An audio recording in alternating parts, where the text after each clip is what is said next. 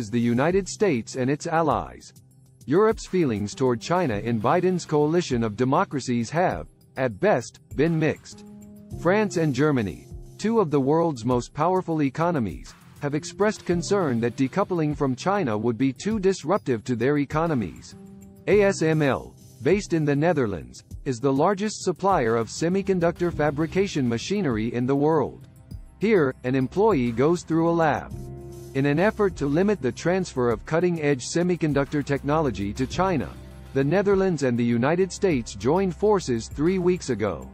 Since Russia's full-scale invasion of Ukraine, Europeans have given closer attention to Vice President Joe Biden's warnings about the perils of relying on dictatorship. They are pushing protectionism in trade like never before, restricting China's access to chip-making equipment, blocking TikTok on government devices, and more. Even Germany, the European Union's largest economy and a major investor in China, is beginning to doubt its business-first culture. In response, China is ramping up its own military efforts. It's deepening connections with Russia, offering a peace plan for Ukraine, and spreading the idea that nations may be democracies, even if their citizens can't freely elect their leaders through the ballot box. Obama, the former president of the United States, remarked, "We are at a heightened moment. Between the war in Ukraine, China's alliance with Russia, and chronic economic tremors, the stakes for world leadership are high." European politicians like Emmanuel Macron and Ursula von der Leyen have been paying closer heed to President Joe Biden's warnings about the perils of relying on dictatorship ever since Russia's full-scale invasion of Ukraine. When Joe Biden won the 2020 presidential election, Europeans didn't care about his big stories about how people should work together to fight despotism. In the weeks before he became president, Biden tried to stop a major trade deal between the European Union and China. Angela Merkel of Germany and Emmanuel Macron of France both criticized him for this. Since then, there have been conflicting opinions among European leaders, with many of them frustrated by the United States' hypocrisy in talking up alliances while enacting economic protectionist policies. Ursula von der Leyen, President of the European Commission, has been open to hearing what the United States government has to say. China's growing confidence is causing it to foster alliances across the globe. This is a dramatic shift from Merkel, who, up until she leaves office in December 2021, has vehemently opposed calls for Europe to take sides between the United States and China. The war in Ukraine, and, by extension, Beijing's close alliance with Moscow, is making that old German orthodoxy feel less and less tenable.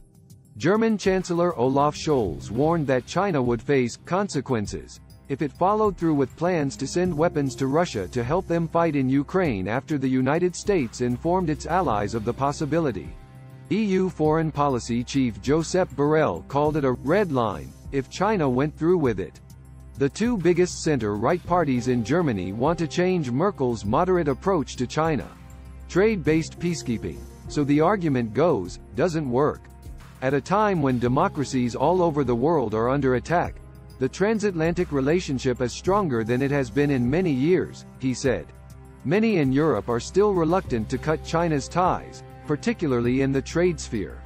EU's top trade official, Sabine Weyand, said last month that a West versus the rest approach would not work. Liberal democracies are a far too exclusive club, and European officials are still trying to pry China away from Putin. Over the next 2 weeks, Macron, von der Leyen, and Spanish Prime Minister Pedro Sanchez are visiting China on separate trips to prevent a full-blown Beijing-Moscow partnership. The U.S. is increasing its pressure. For this week's summit, the Biden administration invited 8 new countries that it says have the political will to advance democracy. The Biden administration is also sharing hosting duties this year with the Netherlands, Costa Rica, South Korea, and Zambia to emphasize the breadth of the democratic coalition. And this comes just 3 weeks after the Netherlands joined forces with the United States to restrict China's access to high-tech semiconductors. However, establishing reliable relationships with nations outside of Europe has proven to be equally challenging. Long a U.S. ally on the sea lanes between Australia and Hawaii, the Solomon Islands signed a controversial security deal with China in 2021, ignoring Vice President Biden's talk about democracy. Although many African countries have profited from China's massive infrastructural development, selling in other African countries has been challenging. While 27 African countries voted in favor of a March 2022 UN resolution against Russia's aggression, 16 others, including South Africa, abstained from the vote, while Eritrea voted against it. In Latin America, Costa Rica is the only country that has joined U.S. sanctions against Russia. In addition, in July, the Mercosur trade organization turned down a request from Ukrainian President Volodymyr Zelensky to address the group. China is taking its own multi-pronged approach to courting the globe. Xi's meeting with Putin led to a number of strategic cooperation deals, such as an increase in Russian gas sales to Beijing and plans to build new bridges and roads to improve cross-border transportation. At the same time, China has gone on a global public relations drive to present itself as the country calling for peace in Ukraine. Beijing is marketing a 12-point potential peace plan.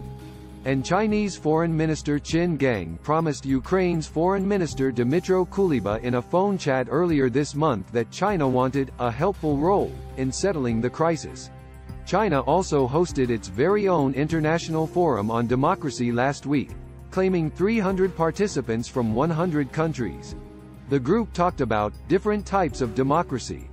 This language shows how Beijing has changed its stance on criticism of its political system from a blanket rejection to a semantic redefinition of democracy and human rights. What the Chinese are trying to do is not fight against democracy and human rights and reject them. They're trying to pick Biden's pocket and co-opt them by defining them as what China does. When asked about the Biden administration's Democracy Summit, Lu Pengyu, a spokesperson for the Chinese embassy in Washington, said the United States is trying to divide the world into democratic and non-democratic camps based on its criteria and openly provoke division and confrontation. As much as Beijing wants to keep trade lanes open with Europe, it is also getting more aggressive toward trading partners that turn against it. China imposed a trade embargo against Lithuania in 2021 after Taiwan set up a diplomatic office in the EU country. More recently, it warned the Netherlands that it might get hurt because it agreed with the US on semiconductors. Shipping containers are shown stacked at Suxian port in China's eastern Jiangsu province. And Xi is getting increasingly sharp with countries that criticize China's human rights record.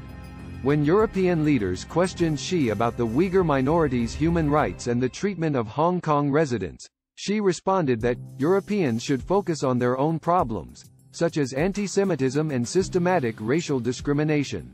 The confidence that comes with that strategy shows that the US and the rest of the democratic world still need to find a way to deal with their fears about Beijing's growing power, despite all the talk of war and decoupling.